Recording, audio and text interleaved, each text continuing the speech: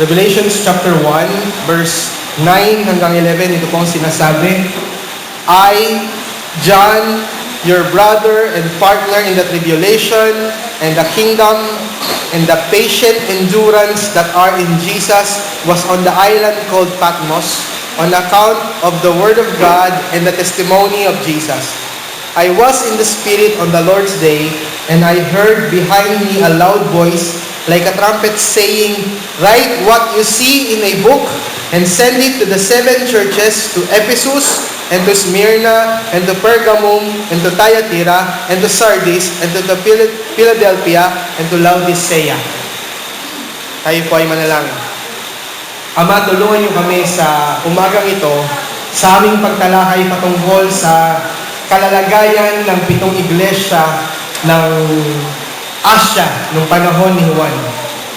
Tulungan niyo po kami, Panginoon, na sa pamamagitan ng pagtalakay nito, mas maging maliwanag sa aming Panginoon ang tema at ang laman ng aklat ng pahayag.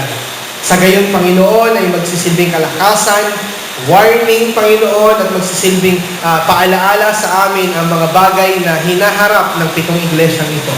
Tulungan niyo po kami, Panginoon, na maging malinaw ito sa amin at kayo po ang siyang magbigay ng kaunawaan sa aming limitadong kaisipan. Thank you, Lord. In Jesus' name we pray. Amen. Okay. Sabi ko sa inyo, nung nakaraang dalawang preaching ko patungkol dito sa introduction. Actually, this is the third part ng introduction ng Book of Revelation. Baka tanongin nyo, no, Pastor, bakit ang haba-haba ng introduction natin sa Revelation? Kasi hindi mo madaling intindihin ang Revelation, yun lang. Okay? Kapag hindi nyo inintindi yung background ng Revelation, ang gagawin ninyo dyan, babasahin nyo yung Revelation, tapos lahat ng mababasa nyo yung balita sa TV, mapapanood yung balita sa TV, mababasa nyo yung balita sa radyo, iisipin nyo, hey, ito na yung sinasabi nyo sa Revelation. Anong latest news? Kahapon. Bakit naging kulay rainbow yung mga profile picture ng marami sa FB? Bakit? Ano yung huling-huling balita para sa Amerika? Kahapon sa anong makalawa? Sinabi ng Supreme Court ng Amerika na hindi pa pwedeng i-forbid ng any from the 50 states of America ang same-sex marriage. Hindi pwede na i-forbid. Ibig sabihin, pwedeng i-allow in the 50 states ng Amerika. Hindi pa ito pinapatupad. Hindi ibig sabihin na sa Amerika, ubra na lahat, no? Hindi naman. Kaya lang, sabi lang ng Supreme Court, hindi pa pwedeng i-forbid. Ibig sabihin, kung pag-uusapan ng bawat state ng Amerika, sasabihin ng senador, hindi pwede yan. Dapat hindi pa pwede ang same-sex dito. Hindi pa pwede raw yun, sabi ng Supreme Court. Pwedeng i-allow sa buong Amerika. So, yun yung latest. So, ano nangyari sa mga Kristiyano ngayon? Sa sangka-Kristanuhan? Siyempre, panic na naman, di ba? Panic na naman. Kaya nung Sabado, sa anong Biyernes ng gabi, sangkaterma na naman ang mga nagpapanik na mga Christians. Why? Padating na talaga si Lord! Sabi ng Revelation, ayan na, sangkaterma ng kasalanan. Noon pa po, sangkaterma ng kasalanan. Okay? Ang nangyayari, ini-interpret natin yung Book of Revelation dun sa mga nababasa natin sa dyaryo at sa napapanood natin sa TV. Okay? Pero gusto kong maintindihan ninyo, ano ba talaga ang purpose ni John nung sinulat niya ito dun sa 7 churches? Malalaman natin yan, malaking tulong dito sa atin, if we would understand, what is the current situation of these 7 churches. Tandaan ninyo, ang pinakapakay ng librong ito ay hindi kayo. Sino ang pinakapakay ng librong ito? Ang unang-unang pakay ng librong yan ay yung 7 churches ng Asia. Okay? Yung 7 churches ng Asia. Ito yun. Okay? Sino-sino yung 7 churches of Asia? Ha? Sino-sino yun? Ephesus, Smyrna, Pergamum, Thyatira, Sardis, Philadelphia, and Laodicea. Yung 7 yan. Okay? So, kung tatanungin niyo ako, kung in summary, ano ba talaga yung dahilan ba't sinulat ito ni John? 5 things. Number 1, Kingdom of God has already been established. Okay? Itong sinulat ni John, inanin niya yung sa chapter 1, verse 9.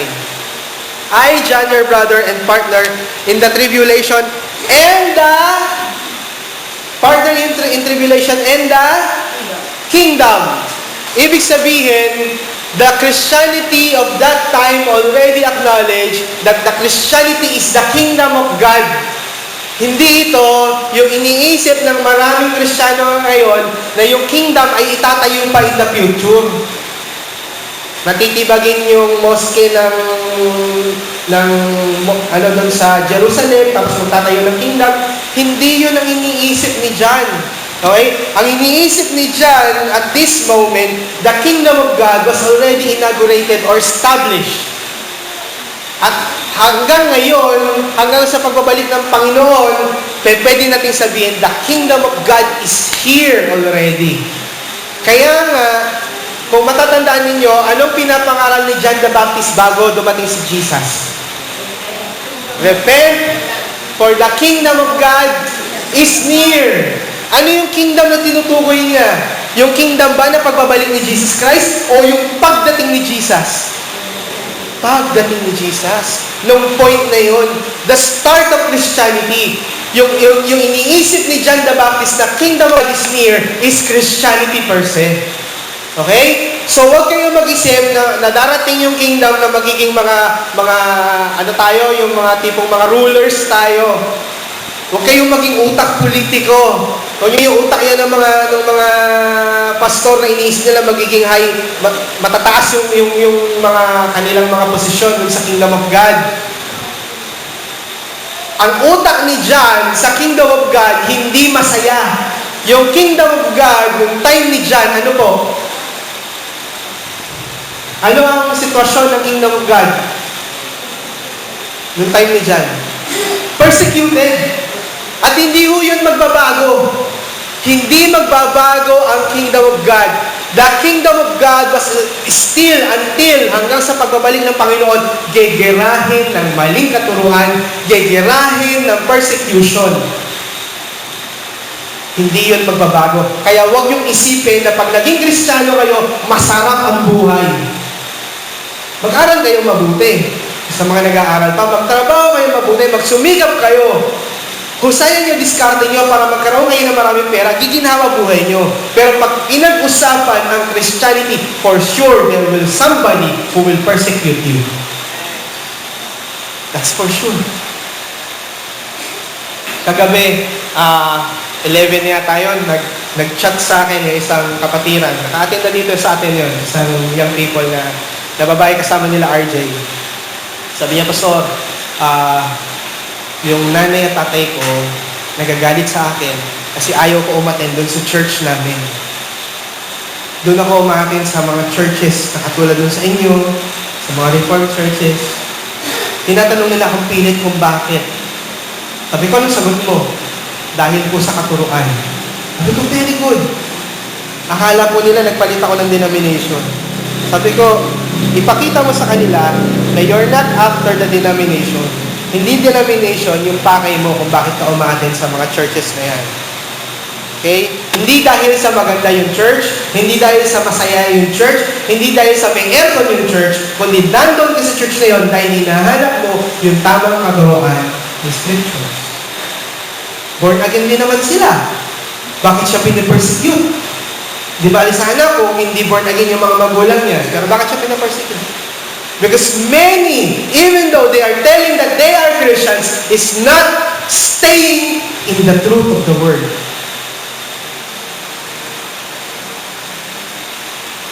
Okay? Kahapon, meron isang issue. Merong na-confront yung isang kaibigan ko rin sa FB. Nagkaroon sila ng debate. Kasi ang debate niya, Yung isa, sabi niya, the best ang G12. Yung mga nakakaalam ng G12. Okay? Sabi naman niya, hindi kailangan ng G12 kasi ang kailangan natin is to disciple the church. Kailangan maturuan ang church ng tama. Hindi yun. Okay? Sabi ng isa, hindi. Ang G12, isang tao ka, ang kailangan mo na turuan, 12 lang. Okay? Tapos nun, okay na. Sabi ng isa naman, mali yan. Kasi ang sabi ng scriptures, ano sabi? Go ye, preach the gospel, make disciples of all nation. Hindi mo pwedeng ilimit yung tuturuan mo sa 12. Ang sabi ng taga G12, ba't si Jesus 12 lang? Sabi, nagbabasa ka ba ng Bible mo? Ilan yung naghatid kay Jesus bago siya umakyat? They are 120 dun sa upper room. Ilan yung nabuhay nung namatay si Jesus? Natatandaan niyo ba yung sinabi ko sa inyo, yung pinakita ko sa inyo sa Matthew, na nung namatay si Jesus, pero na-resurrect, may nabuhay? Ilan sila? They are almost 500 in all na nabuhay, na lumabas dun sa libingan. Nung namatay si Jesus, may nabuhay from the tomb. 500 nangaral sila. Hindi mo nalimit sa 12. 12 lang yung apostles. Kasi apostles ang magiging pundasyon o pundador, foundations, sila yung magiging founders ng church. Okay? Sabi nung hindi taga G12, sige, tingnan natin, testingin natin yung sinasabi mo. Okay? Halimbawa, na kumpleto mo na yung 12 mo, yung nanay at tatay mo, pang 13 saka pang 14, share-sharean mo ba sila o hindi? Ay, ituturo ko dun sa disciple ko na sharean yung nanay at tatay ko. O di ba kalukuhan yan? Bakit mo ipapasa? Ikaw yung may responsibilidad kasi 12 lang Kasi nga networking siya. Nandun ka sa taas, meron kang 12. Yung 12 mo, magte-12 din sila. So, ang responsibility mo hanggang 12 lang. And that's kalokohan. Halimbawa kayo, magtuturo ako. Though I am preaching here sa gitna, 12 lang sa inyo ang dapat na inaalagaan ko. Papayag kayo nun? Papayag kayo nun. Wala akong pakialam nun sa iba. Pipili na ako ng 12 ko.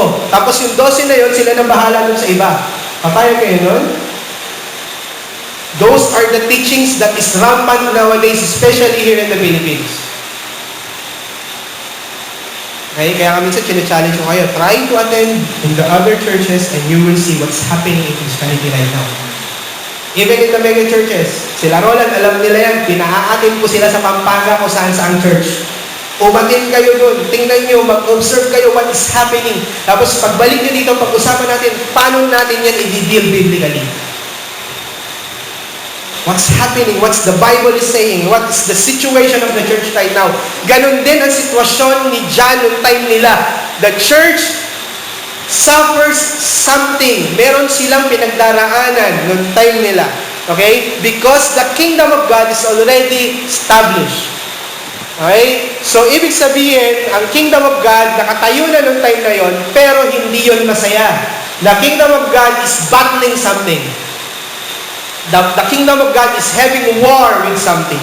Nakikipaggera ang kingdom of God. At hindi yun matatapos hanggang sa pagbabalik ng Panginoon. Kaya kailangan bumalik si Jesus. Kasi hindi siya bumabalik, hindi po matatapos yung pakikipagbuno natin spiritually.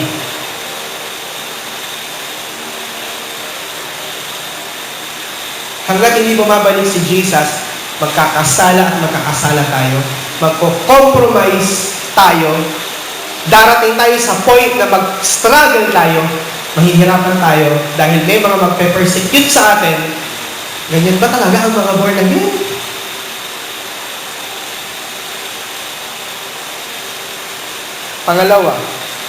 Pangalawang bagay na makikita ninyo na laman talaga, ang sinabi ni John, ay yung sovereignty ni God over history. Okay?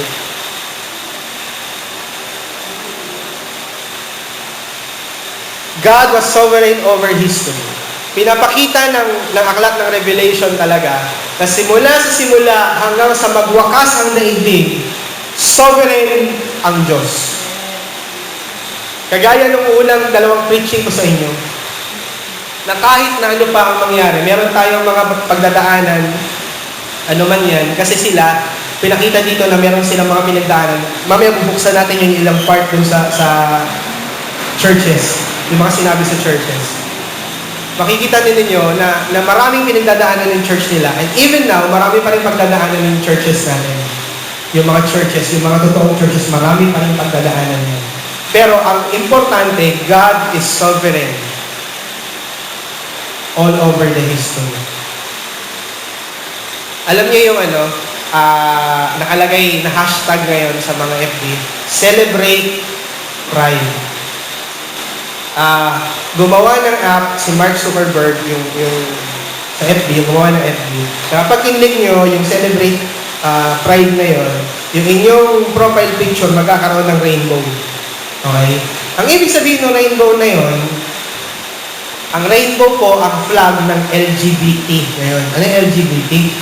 Lesbians, gays, bisexuals, and transgenders. Bakit rainbow yung colors nila?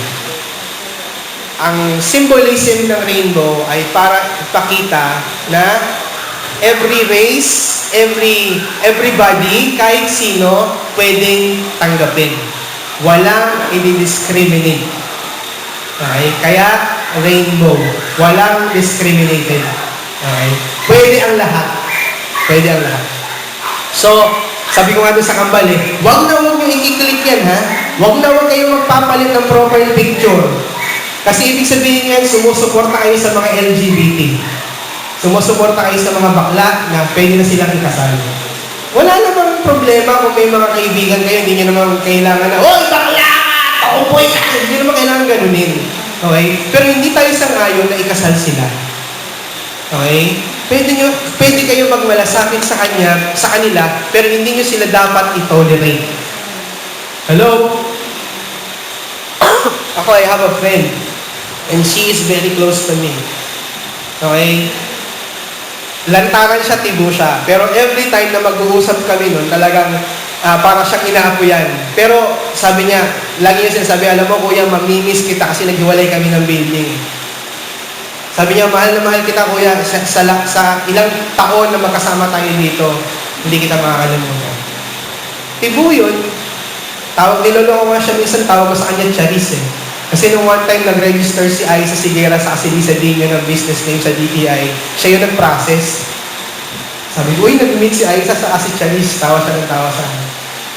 Pero though we have jokes, nagbibiroan kami, alam niya yung stand ko patungkol dun sa kanyang sexual preference. Pwede natin silang pagmalasakitan, pero hindi natin sila dapat i-tolerate. Hello? Hello? I know you have friends, you have somebody you know na ganun yung kanilang mga sexual preference. Hindi natin sila dapat i-tolerate. Pagdating doon sa issue na dapat bang ikasal yung same-sex, doon tayo tatayo, mali yun. And even though mangyari pa yan, kahit na mangyari pa po yan, huwag kayo mag-alala because God is sovereign in history. Kahit pa po mangyari sa Pilipinas. Alam niyo, ang dami ng mga, akala nga nila, celebrate pride, akala nila na overcome na nila yung hurdle. Akala nila, nagtagumpay kami. Yes, nagtagumpay kami. Akala nila nagtagumpay sila. Hindi nila alam na hindi naman Supreme Court ang siyang supreme sa buong mundo. Pero pa mas supreme. Sino yun? Si God. Supreme Court lang yun ng Amerika. Hindi doon natatapos ang laban. Hindi itong buhay na ito ang katapusan. Kaya God is sovereign over history. Kaya kung tatanungin niyo ako, ano ngayon? Sige, ano yan, maalaw yan sa buong Amerika. Sige, makarating yan dito sa Pilipinas. At for your information, may mga nag-file na rin po sa Supreme Court ng Pilipinas ng same petition katulad ng ginawa sa US. Meron na rin dito sa Pilipinas. I doubt lang na ma-approve siya dito. Kasi kahit sabihin nyo na lantaran na ang LGBT sa Pilipinas at meron ng mga LGBT community sa ating Congress, still, namamayagpag pa rin ang Roman Catholicism sa ating gobyerno. So, malakas pa rin yung kanilang hawak na doubt ako na papayagan nila. Okay? Doubt ko lang ako na papayagan nila. So, sovereign man, kita nyo, na-overcome man nila, akala nila na-overcome nila yung hurdles, hindi naman ito bago. Why? Sa Amerika nagsimula ang divorce. Diba? Sa Amerika nagsimula ang divorce. Sa Amerika din nagsimula yung iba't ibang mga kultura na hindi, yung kultura ng live-in, yung kultura ng kung ano-ano mga pinaggagawa nila, liberalism. Hindi naman bago yan eh. Hindi naman bago ang pagsulungat sa Diyos. Pero kahit na po na sumasalungat pa ang tao sa Diyos, God's still sovereign. Hindi natin siya kakayaning talunin. At kawawa nga po, dapat nga mas lalo tayong matakot ngayon, habang ngayon, sa nangyayari sa buong mundo ngayon. Kasi alam natin that judgment of God will come. Maybe not yet that soon, or maybe sooner, but still, we know that God's rule will prevail. For sure yun. For sure. Pangatlong reason na pagkakasulat ni John is Christ would soon return to end all these things. Babalik si Jesus para tapusin ang lahat, para i-rescue ang mga mananampalataya at para parusahan ang mga dapat parusahan. Agree? Tama? Laman ng Revelation, babalik si Jesus. Tatapusin niya yan. Okay? Hihiwalayin niya yung puti sa dikulon. Hindi. Hihiwalayin niya yung sheep sa kayong goat. Kambing sa kayong tupa. Pag-hihiwalayin yun. Ano ibig sabihin? Christians and non-Christians. Hindi yung assurance in church. Don't you think that you're inside the church is you are already a Christian? Huwag niyo isipin gano'n yun. It doesn't follow. It doesn't follow na nandito kayo sa loob ng church ay Kristiyano kayo. Mind you, brethren. Isipin niyo mabuti. Am I really a Christian? Because kung hindi, lagot ako.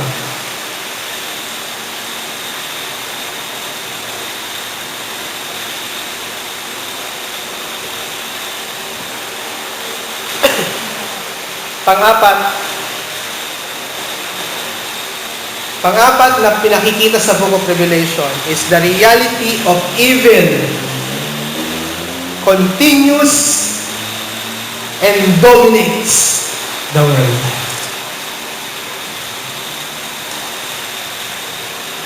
Evil continues and dominates the world. Tama ba? Pinapakita ng Revelation na ang mundong ibabaw ay pinangungibabawan ng kasalanan, ng kamunduhan, at nagdo-dominate sa lahat.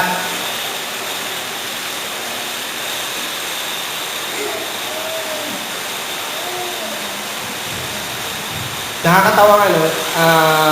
Pansinin ninyo. Bakit kung sino yung mga bakla? Sila pa yung magagaling. Ang gagaling ng karir ng mga yan, sa totoo lang. Magagaling na writers, magagaling na mga direktor, magagaling na mga businessman, senador, congressman, sangkaterba dyan, bakla.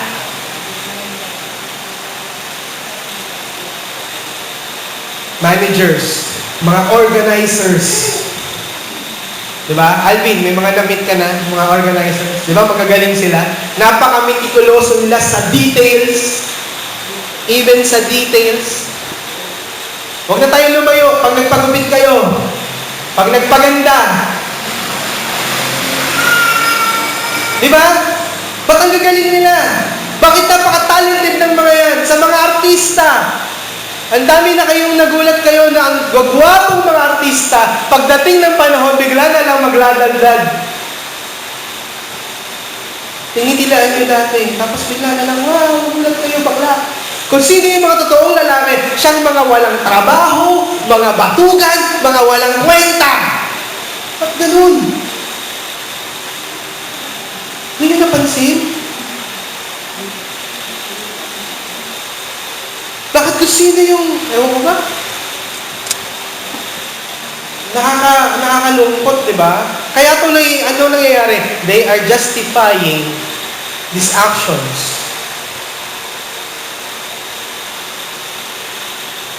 The reality of sin dominates. Okay?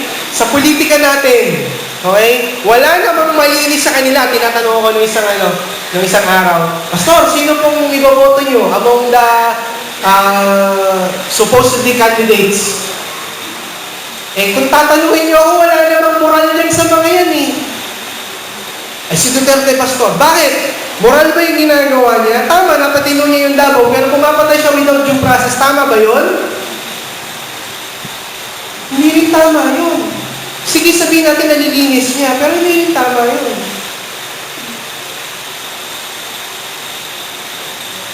Kahit sino dyan sa mga yan, lahat yan, wala namang moral nun At ang nakakalungkot pa, even those, they are saying that they are Christians, yung pinakakabande-bandera nila, born again ako, pastor ako, anong ginagawa nila pag pumasok o kumandidato? Anong ginagawa nila? Di ba bulok din? Di ba nakwento ko pa sa inyo when I was still working dun sa isang malaking denomination, may kumandidatong for president. Pagkatapos niyang kausapin ang mga leader ng denomination natin, biglang nag-abot sa amin ng tigpa 500. Sabi nga namin, sayang, boboto ka na lang sana namin dahil Kristiyano ka Pero inabutan mo kami ng ganito. Pero may katwiran yun, nakasulat kasi love gift. Saan ka naman nakakita ang love gift pa yung nakinig? Hindi yun nagsalita. Tapos ayaw tumigil, kandidato. Tapos ang balita namin, naka-require yung lahat ng members to have contributions para magkaroon siya ng kanyang pangampanya. Ngayon, yung tatlong anak niya yung kakandidato.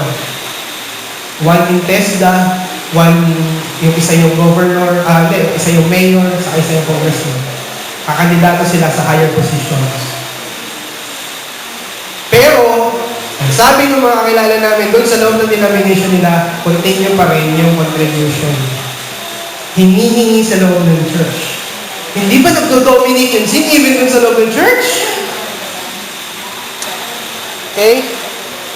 Panglimang pinakikita ng Book of Revelation is the rampant persecutions for the Christians. Okay? The rampant persecutions for the Christians. Mamaya papakita ko sa inyo na kung ano-ano yung mga hinaharap nila. Actually, yung mga pictures na pinapakita ni dyan sa Book of Revelation, yung dragon, yung serpent, yung harlot, pinapakita yan ni dyan para ipakita doon sa mga Kristiyano, huwag nyo silang sundin. Dragon yan, ahas yan, harlot yan, huwag nyo sundin yung antikristong yan. Antichrist. Pero ang pinoportray ni John, hindi naman talaga totoong dragon, but pinapakita niya doon sa mga false teachers, sinful persons, at religious leaders na nagtutulak sa kanila para mag-compromise. Okay? Pero binibigyan niya ng picture para ipakita, i-illustrate niya, takutin sila. Ito yung mga mukha ng mga mukhang dragon yan at mga ahas yan. Okay? Kaya nga lagi paulit-ulit, doon sa 7 churches, kung nabasa niyo na yung 7 churches, ano lagi sinasabi? Those who have ears, let them hear. Para ano? Makinig kayo, bigyan nyo ng importansya itong aklat na to, bigyan nyo ng importansya yung sinasabi dito. Kasi napaka-importante na huwag kayong mag-compromise.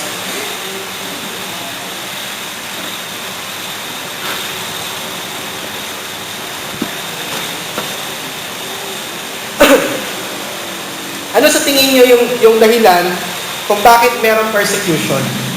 Okay? Merong dahilan yung persecutions actually.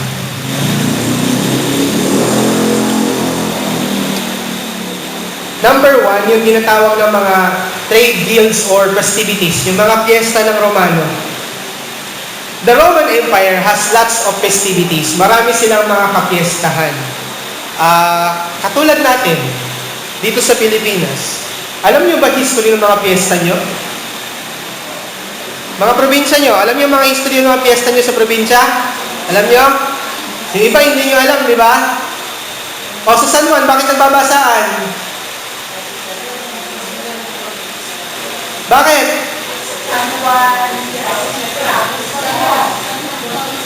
Ito history. Tatanungin ko kayo, bakit June 24? Ha? Bakit June 24? Ang San Juan.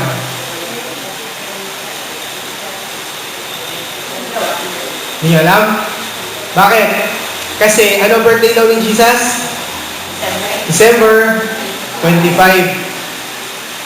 Nung dumalo si Mary, dun sa nanay ni John the Baptist, 6 months nang buntis yung nanay ni John the Baptist. Natatandaan niyo yun? Okay. Tapos, doon sinabi na si Mary ay magdadalang tao din. So, technically, tinrace nila na 6 months older si John the Baptist kaysa kay Jesus. Since December 25 si Jesus, count kayo pabalik ng 6 months. Ang lalabas is, kita nyo na, ang galing ng logic nila, di ba? Even though hindi sigurado na December 25, nakapagdeklara ng Fiesta ng San Juan. Na June 24. Dahil dun sa 6 months na sinabi. Okay. Kasi John the Baptist, kasi bautismo. Hindi naman sila nagbabaptize. Ang ginagawa, nagbabatuhan sila ng tubig na nakalagay sa plastic ng yelo o kaya nakalagay sa timba. Anong baptism doon? Di ba? Sa San Juan, meron yung Wata-Wata Festival. Na kapag pumunta kayo sa San Juan, hindi kayo uuwing tuyo. Sigurado basa kayo. Bawal pikon sa San Juan during June 24. Alam niyo yung mga history and festivities ninyo? Usually, these festivities are dedicated to the patron saints. Usually. Kaya hindi ko malaman kung bakit yung Aswang Festival dun sa Samar, kaninong patron naka-dedicate. Di ba meron? Aswang Festival sa Samar Hindi ko alam kung kaninong patron naka-dedicate yun Diba? Sa Obando, yung Santa Clara, di ba? Ito yung January yata yun, yung sasayaw sila para mabuntis, maghahain ka ng itlog. Hindi ko rin malaman kung bakit itlog, gusto mo mabuntis. Di ba? Bakit itlog ang hinahain? Dapat bata. Kaya lang, dahil hindi pwedeng bata, itlog na lang. Hinahain nila kay kay Santa Clara. Okay. So, ang unang dahilan kung bakit pinapersecute ang mga Christians noong time nila, kasi ayaw sumunod ng mga Kristiyano sa festivities. Okay? Hindi sila sumusunod sa festivities. Ano sinusunod ng mga Christians? Yung ginagawa nila Paul sa Corinthians chapter 11. Ano yun? Yung Santa Cena, yung Lord's Supper. Every time na nag-meet ang mga Christians, kumakain sila ng sama-sama, festivities yun sa kanila. Ayaw nila sundin yung mga Roman festivities. Number 2, yung mga patron deities ng mga Romans. Yung mga Roman gods. Kung nanonood kayo ng mga series sa tawag dito, sa cable, sa AXN, sa HBO, yung mga Roman series nila, pinapakita doon, pinoportray doon, na nung Roman times, ng Roman Empire, ang tingin ng mga Romano sa sarili nila, they are gods. At yung mga slaves nila na hindi mga Romans ay mga tao, ordinary tao. They are deities. They are gods. So, pwede nilang gawin ang kahit na ano. Kaya pwede nilang patayin yung kanilang alipin anytime. Pero ayaw kilalanin ito ng mga Christians. Kasi, ang sabi ng mga Christians, no one can serve two masters. Si God lang. Pangatlo, yung emperor worship. Nero declared himself as God.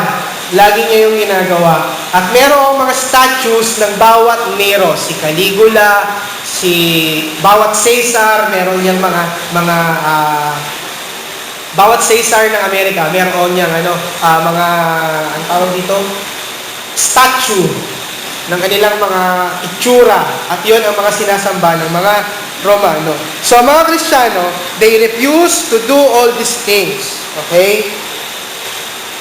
So, ayaw ng mga Christians na gawin yung mga yon. So, tinatanggihan nila.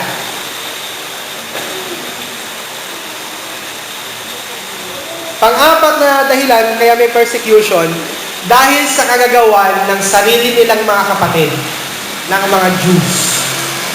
Before AD 70, tandaan niyo itong history na ito mga kapatid.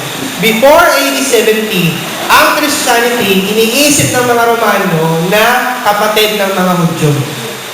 Akala nila, ang Jews at ang Christians, iisa lang. Parang akala nila denomination lang yan. Akala nila parang tayo, ang pagkakaiba lang yung form ng praise and worship sa yung service.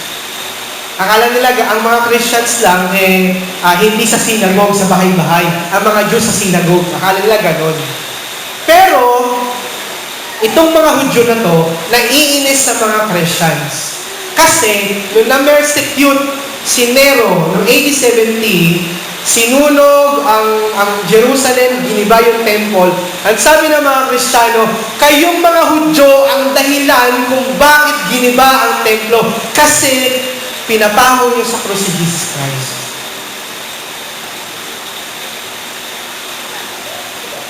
Bakit yung sinabi ng mga Christians? Naalala ninyo yung sinabi ni Jesus Christ noon, gigibain ko ang templong ito, itatayo ko in 3 days. Okay? Nung nag-iba yun, iniisip nila ng iba na ang dahilan kung ba't nag-iba yun kasi pinapako ng mga Jews si Jesus Christ. So, parusa yun sa kanila. Kung naaalala nyo rin, sa Matthew chapter 23, nagsabi si Jesus Christ na gigiba yung temple at kailangan silang tumakbo. Sinabi ni Jesus Christ, Matthew chapter 23. Okay? So, itong mga Jews, nagalit sila sa mga Christians dahil doon. Pangalawang dahilan kung ba't nagalit ang mga Jews sa mga Christians, kasi mas nakukuha ng mga Christians yung mga Gentiles. Mas nahihikayat ng mga Christians ng mga Gentiles. Bakit? Bakit kaya? Sa tingin niyo? Kasi, kung gusto niyong maging Hudyo, anong kailangan? Papatuli pa kayo. Kailangan nyo magpatuli. Kailangan nyo sundin yung law. Mga Christians, ano sinasabi? Hindi na. Hindi kailangan. Di ba nga naging issue yan ni Paul sa Galatians? Naging issue yan ni Paul sa Galatians, hindi kailangan. Hindi na tayo bounded sa law. So yung mga Gentiles na gusto kumilala kay Christ, welcome kayo sa amin. Ang mga Jews hindi. Bago kayo maging Christian, maging Jew muna kayo. Yun ang pinipilit nila. Hindi pwede, sabi nila. So dito nangyari, dahil ang Roma, bawal po sa kanila ibang religion. Ang inaalaw lang nilang religion ay ang mga Jew. Kasi tigasin ang mga Jew, hindi nila kaya ang mga Jew. Mamamatay ang mga Jew. Hindi sila bibitaw sa relihiyon nila. Kaya ang Romans, tinanggap nila ang mga Jew. Okay, tinanggap nila ang mga Jew, mga Romans. Pastor, ba't ang mga Muslim? Hindi nasakop ng Romans ang mga Muslim. Tandaan niyo yun. Muslim countries was never reached by the Romans. Kaya ang Middle East, hindi sila nagalaw. Hindi nagkaroon ng Christianity sa kanila or ng Roman Catholicism o ng Roman Empire, hindi sila nagalaw. Because hindi sila napasok ng Roman Empire. Kaya po, yung mga tigasin lang talaga, mga Jews. Ngayon, nung nangyari yon dahil ayaw sumunod ng mga Christians sa mga Jews, nagsumbong ang mga Jews, hindi namin kaisa ang mga Christians. Simula noong AD 70, pinersecute ng mga Romans ang mga Christians. Sinumbong ng mga Jews, ayaw sumamba ng mga Christians na yan sa emperor. Ayaw nilang sumabay dun sa mga festivities ninyo. Ayaw nilang yumuko dun sa mga Diyos-Diyosan ninyo, sa mga Diyos ninyo. So, ang mga Christians are persecuted.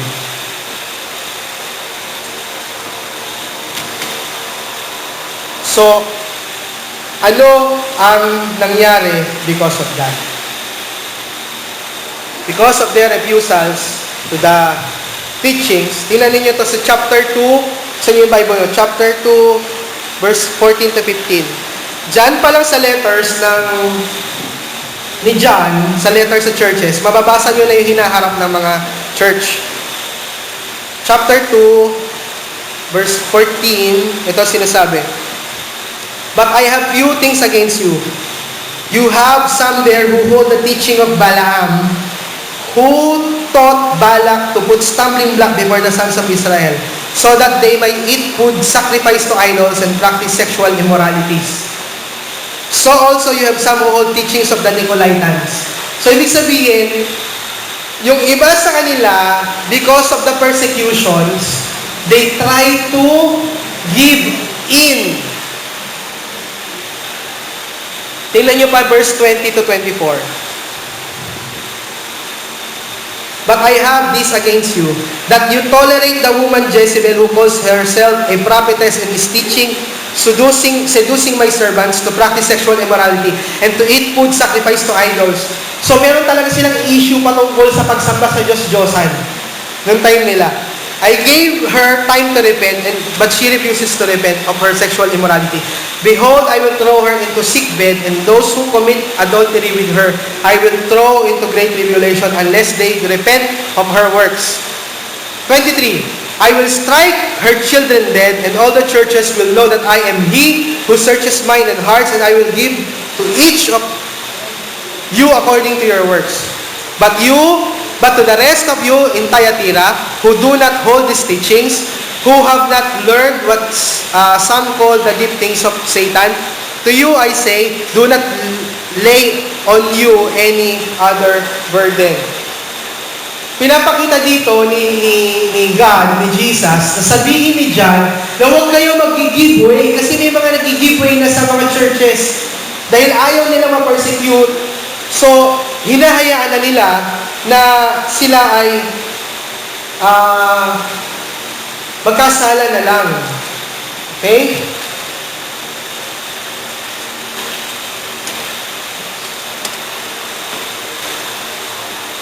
So, ano ang response ng mga Christian? Tatlo yung naging response ng mga Christians noong time nila. Number 1, may mga Kristiyano po doon noong time nila nag-recant. Or, ano yung sabihin nag-recant? Nag-deny. Okay? Some of those Christians noong time nung AD 90s, nag-recant.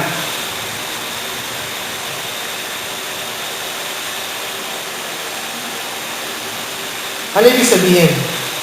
Yung iba sa kanila nag-give way sa mga or tinalikuran yung kanilang faith. Pangalawang ginawa ng ilang mga Kristiyano is they confess Christ and suffer persecution. Yung ilan sa kanila nanindigan na natiling tama, pero pinersecute sila.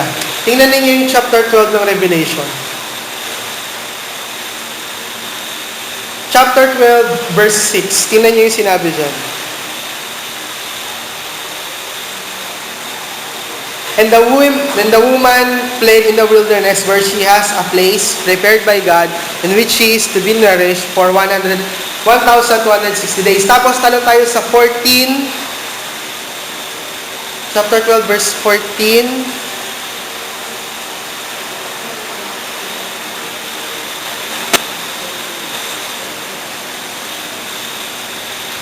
But the woman,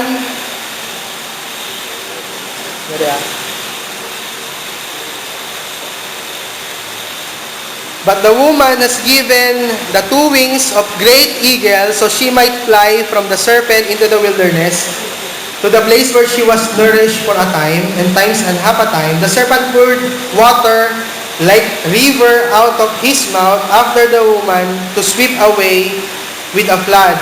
But the earth came to help of the woman, and the earth opened his mouth and swallowed the river, and the dragon was poured from his mouth. Ibig sabihin, dyan sa mga pinapakita yan, dito sa verse 17, then the dragon became furious with the woman and went off to make war on the rest of her offspring. And those who keep commandments of God and hold to the testimony of Jesus, he stood on the sand of the sea. Nagkaroon ng matinding gera, yung dragon, saka yung human. Yung human is the church na pinipreserve for a time. Tapos yung dragon, i-devour niya yung human. Ibig sabihin, pinapakita na merong mga Christians na magsasuffer ng matinding persecution ng time nila. Pangatlo, na ginawa ng mga Christians. So una, nag-recant yung iba. Yung ibang Christians nag-suffer. Yung pangatlong grupo ng mga Christians, alam niyo kung anong ginawa nila? They compromise. They compromise. Hindi nila binitawan yung Christianity, pero tinatanggap nila yung katuruan ng iba. Chapter 2 ng Revelation, doon sa binasa natin kanina,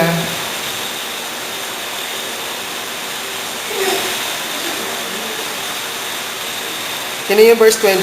But I have this against you, that you tolerate the woman Jezebel who calls herself prophetess, and is teaching and seducing my servants to practice sexual immorality and to eat food sacrificed to idols.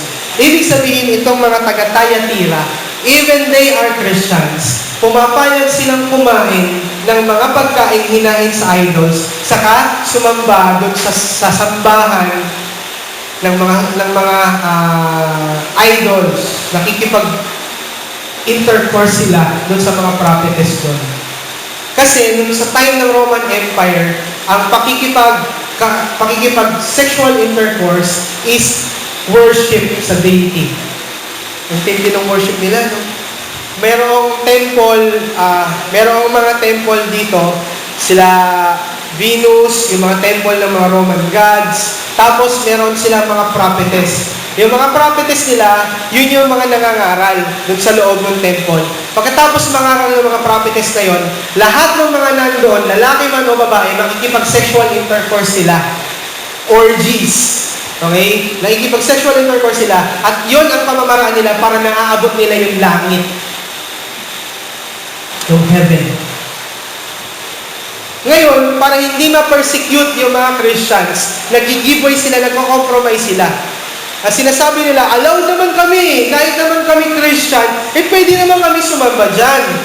Hindi po binabawalan ng Romans ang polytheism.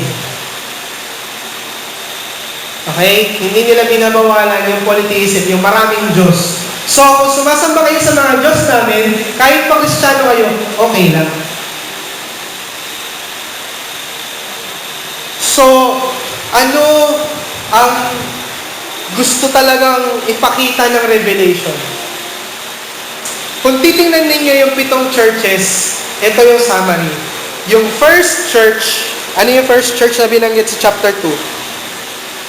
Yung Ephesus, tapos yung 7th church sa chapter 3. Ano yung panghuling church sa chapter 3? Yung Laodicea. Okay? Mga nalulus yung kanilang identity. Parang delikado na. May problema sila. Yung second, sa 6, tingnan nyo, ano yung second church? Sa chapter 2. Smyrna. Tapos, yung 6, bago mag-Laodicea, yung Philadelphia. Anong karakteristik yung dalawang church na yan? Yung dalawang church na yan, okay sila. Wala silang problema. Pero ini-encourage sila ni Jesus na magpatuloy sila. Pero pagdating sa 3rd, sa 4th, at sa 5th, yan yung notorious na church. Okay? Yan yung notorious na church. Ano-ano yan? Yung Pergamum, yung Thyatira, saka Sardis, Yung tatlong church na yan, sila yung churches na nakikihalo na. Hindi na nila alam ang tamang pagsunod. Diyan na binanggit na dead na sila, may problema na yung church. Kaya kung titan ninyo, parang kiasams yan eh. 1 and 7, tapos yung 2, saka yung 6, tapos yung 3, yung 5, saka yung 4, para silang paganon. Yung emphasis nandito sa 3, 4, 5 na church. Sila yung pinakamalaki ang problema. Yung 1 saka 7, nagdidelegado pa lang sila. Yung dalawa, yung 2 and 6, strong pa sila. Pero yung tatlo na nandito, yung 3, 4, and 5, they are the problem church of their times. Kaya ang sabi ni Jesus, pag hindi kayo tumino, aalisin ko yung ilawang ginto sa inyo. Kailangan yung ayusin. Paano natin ito i-apply? Sa panahon natin. Paano natin ito i-apply? Number 1, mas kukunti po ang faithful church right now. Kagaya rin noon. Hello? There is only seldom faithful churches. Even noon hanggang ngayon, ganun yung sitwasyon.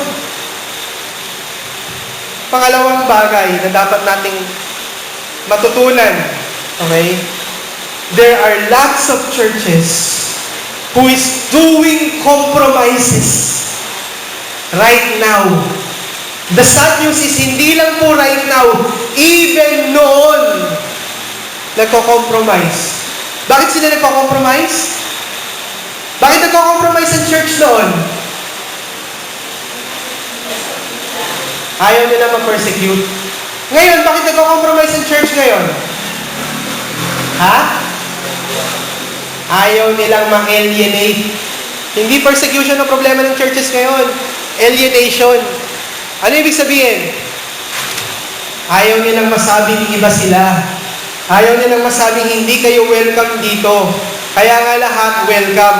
Bakit nauso yung nakalagay sa church na all gospel? Or full gospel? Bakit hindi na nilalagay yung Bible-based? Noong 1970s, ang mga churches, pag sinabi nyo, born-again church, ayaw yan lapitan. Bakit? Bakit? Bakit ayaw lapitan ng mga born-again churches? O kaya nakalagay Baptist. O kaya nakalagay Evangelical. Pagka nakaganon yung mga churches, ayaw lapitan. Bakit? Off limits yan sa mga Roman Catholics. Why? Bakit? Nako, maraming bawal dyan. Hindi kami welcome dyan. Sinimulan noong 1970s, 1980s, sinimulang ilagay na full gospel. Nawala na yung mga nakalagay na Bible-based. Natatandaan ko noong 1980s, nakakita pa ako ng mga church sa Malabon nakalagay Bible-based. Takot na takot kami doon. Bakit? Alam namin, pag sinabing Bible-based, ang daming bawal doon. Bible eh. Nakalagay na lang ngayon, full gospel. Ano implication nun? Everybody's welcome. Wala kaming itataboy. Ay, full gospel. Heto, isang malaking church sa EDSA, sa tapat ng SM. Naging issue to sa Assemblies of God. Bakit nila ayaw ilagay yung full gospel? Okay? Anong nilagay nila? Nakalagay, all the gospel. Bakit all the gospel? Oh, para lahat welcome. Nagkaroon ng issue ito sa isang convention na bakit ikaw, presidente ka pa naman ng organisasyon natin, ayaw mong ilagay yung full gospel. Ay hindi, all the gospel. Yun pala, kaya all the gospel, una, para welcome lahat. Pangalawa, kasi ayaw niyo i-affiliate dun sa denomination. Ano ba yung pangalan ng denomination? Ano yung denomination natin dati? AG. Kaya all the gospel kasi sakop niya pa rin. Di ba? AG pa rin. Di ba? Pero hindi ako affiliated. Hindi siya nagbabayad ng affiliation, hindi siya nag-contribute sa affiliation niya sa Assemblies of God, pero AG yung nakatatak. So, doon sa logo niya, AG, pero hindi siya affiliated doon, hindi siya masita-sita ng Assemblies of God. Bakit? Kasi sa ilalim nakalagay, all the gospel. Yung AG pala niya, hindi Assemblies of God, all the gospel. Hitting two birds in one stone. Ang galing, di ba? Welcome lahat kasi all the gospel. Pangalawa, nagmumukhang denomination ka. Everybody's welcome. Ngayon, hindi na. Ngayon, ang churches, many churches nowadays, saan ginagawa? Pumanap kayo ng Robinsons. Okay? Sigurado, may victory doon sa sinihan. Okay? Lahat ng Robinsons, may victory siya. Okay. Bakit? Why? Una, mas komportable siya. Bakit? Mall siya. Madali siyang puntahan, hindi na problema ang parking, okay, accessible, everybody's welcome. Ano pa feeling nyo? Feeling nyo pa nandun kayo sa isang auditorium, nasa isang lugar kayo, parang kayo nanonood ng sine. Diba? We have a friend, classmate namin ni Sister Beck. Sa ni Eden, classmate namin sa BBC. Minessage niya ako sa FB. Kilala mo yun, negro, kalok, mataba. Kilala mo yun. Sabi niya sa akin, brother, I know that you are living in Quezon City, near Muñoz. Sabi ko, yeah, before, but now we are in Pasay. Oh, sabi niya, we have a church right now near in Muñoz. Sabi niya gano'n. Here is our, pinakita niya sa akin yung invitation nila. Nakalagay sa invitation niya, you can come to our church and afterwards, you can go to Walter Mart. Tawa ako dun sa kasi katabi ng Walter Mart yung kanilang church. Kaya sabi niya, accessible sa grocery, afterwards ng church, pwede na kayo mag-Walter Mart. Ano to? Anong nangyayari sa church? What is happening to the churches right now? Every churches is inviting people to come to them not because of Christ, but because of convenience. Because of what they will feel good, of what that church will give to them para mabigyan sila ng kasiyahan, hindi para bumalik sa kung anong sinasabi ng Panginoon. Same message yung sinasabi ni John, starting from nung panahon nila noong 1890s hanggang sa panahon natin ngayon. Don't compromise. Hello? Sabihin niyo sa katabi niyo yun, please, don't compromise. Yun pa rin yung message. Hindi nagbabago. Okay? Hindi nagbabago. Pangatlong application natin. Ano yung unang application natin kanina? Ano yung first application natin? Pakilakas nyo? Meron lang few na faithful. Pangalawa, maraming churches ngayon nagko-compromise. Hindi dahil sa persecution, but because of alienation. Okay? Pangatlo, na application natin. The message still remains. Be faithful to God. Church, maging faithful tayo sa Panginoon. Maging faithful tayo. Hindi ko alam kung anong ginagawa ninyo from Monday to Saturday. Actually, paglabas ng natin dito, hindi ko na alam kung anong gagawin nyo. But what the Bible is saying, what John is saying, manatili tayo tapat sa Panginoon. Be faithful. Christ is calling the church to go back. Yung warning sa churches, sa 7 churches, napakabigat. Hindi pa natin sinisimulan. Nasa introduction pa lang tayo. Pag nakita nyo kung gaano kabigat yung impact ng sinasabi ni Christ, yung kanyang warning sa church na kailangan sila maging faithful. Kasi kapag hindi sila naging faithful, mayroong suffering na mangyayari. Lagot sila. Okay? So I hope that this message will challenge everybody for us to be faithful before the Lord. As we go on sa pagpasok natin sa Book of Revelation, I hope that we would be faithful to the Word of God and to God Himself in every ways, wherever we are, whatever we do, whatever you think, whatever you say, be faithful to the Lord. Okay? Tayo po lahat ay tumayo. Let's pray.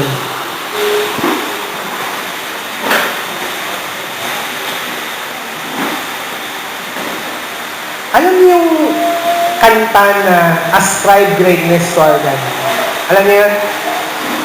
Nung isang araw, papasok ko sa office, napakinggan ko si Don Mowen. Hinilabutan ako dun sa message, nung napagbulay-bulayan ko yung message ng kanta na yun.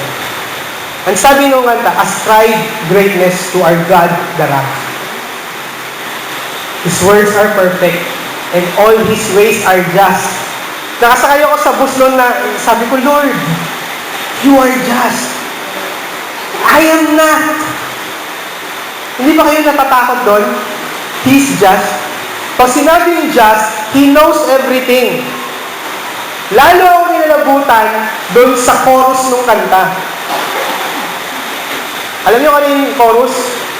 Our God of faithfulness and without injustice, righteous and upright is He. Ang lagi lang natin iniisip dun sa kantang yon, yung God of faithfulness. Nakakalimutan natin yung sumunod dun sa Our God of faithfulness. Nakakalimutan natin yung sumunod. Ano yung kasunod? Without injustice.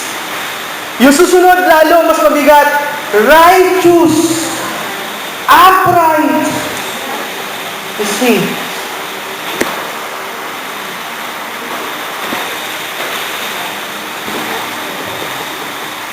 Nakakakilabot yun. Kasi kapag pinag-isipan ninyo, ibig sabihin, kumbaga parang naranasan nyo na bang maghanap ng bulate para magamit pagka namimingwit kayo? Sino marunong yun? Kami noon kasi sa Malabon, pagka ganon, lahat ng bato, aangatin mo. Lahat ng pwede mong bubungkalin mo. Kaya nga, dun sa mga fisherman, meron silang kasabihan, you will never let a stone unturned. Okay? Ibig sabihin, lahat ng bato, aangatin mo yun kasi baka meron dong bulate na pwede mong gamitin pang sima sa isda. Si God, yung word na faithful doon, hindi yung faithful na hindi siya magpapabaya. Yung faithful doon, ibig sabihin tapat siya, kumbaga sa timbangan, patas siya. Our God of faithfulness, ibig sabihin patas si God, without injustice, righteous and upright si God, lahat ng bagay sa buhay natin nakikita niya at nakakatakot yan. Buti na lang, we are Christians at may grace tayo. Pero wag ninyong kakalimutan that He is the just God. At ito yung gusto kong iwanan sa atin lagi before we enter the book of Revelation. Tatandaan ninyo na siya yung just God. Hindi sa just na basta-basta, but just na mayroong hustisya. Okay? Kaya pag nagtanong kayo, saan ang hustisya? Nakaiga yun. Okay, nakaiga yun. Let's pray.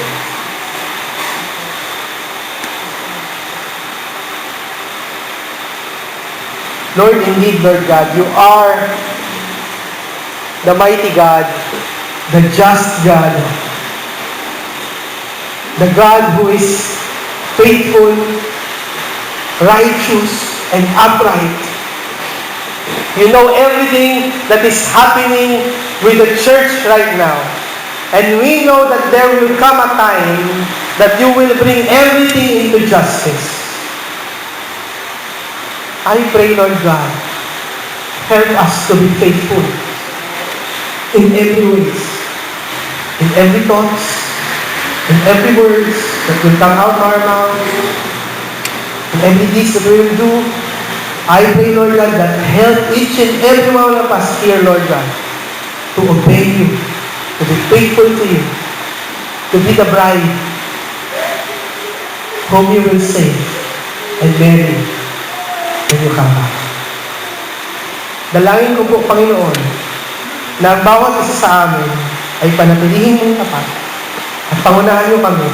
Whatever the influence of the devil, Lord God, might come to this world, maging rampant man, Panginoon, ang kasalanan sa mundong ito, tulungan mo pa rin kaming maging tapat sa iyo.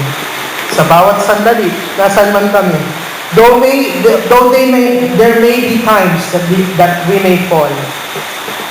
But still, God, I pray for you to help us to be faithful every time and have mercy on us, Lord God. Thank you, Lord, sa iyo po lahat ang papuri at inaangkin po namin, Panginoon, ang ipagtulong at paggabay sa pamamagitan ng iyong Santong Espiritu sa buhay namin ito.